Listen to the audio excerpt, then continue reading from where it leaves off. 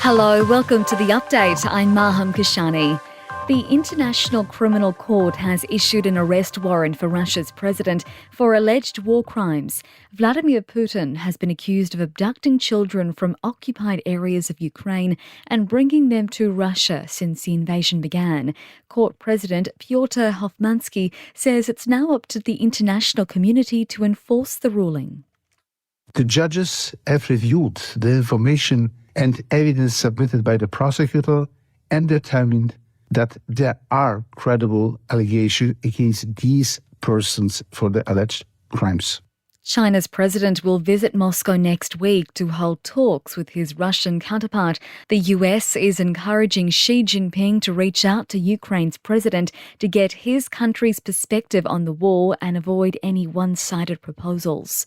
A light plane has crashed in Sydney, seriously injuring the pilot. The aircraft crashed upside down onto the tarmac at Bankstown Airport.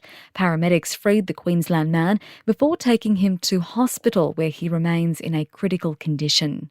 A new poll shows almost 70% of Aussies back the idea of using nuclear-powered submarines and want billions of dollars invested in national security. But Labor's commitment to buy the first subs from the US and build a future fleet in Adelaide is yet to gain a similar majority in the Nine newspapers survey. 50% of voters support the move, 16% are opposed, and 34% are unsure. And a ban on TikTok from government devices is on the cards.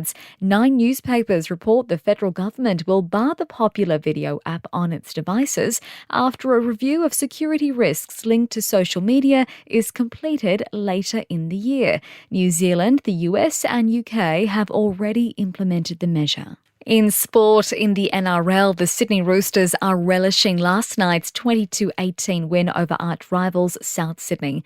The Dolphins have continued their stellar run, defeating the Knights 36-20. Collingwood has started its AFL season with a bang, taking down Geelong by 22 points.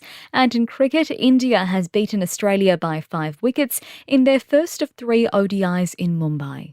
In entertainment news, actor Lance Reddick has died at the age of 60. He was known for roles in The Wire and the John Wick franchise. It's understood he died of natural causes at his Los Angeles home.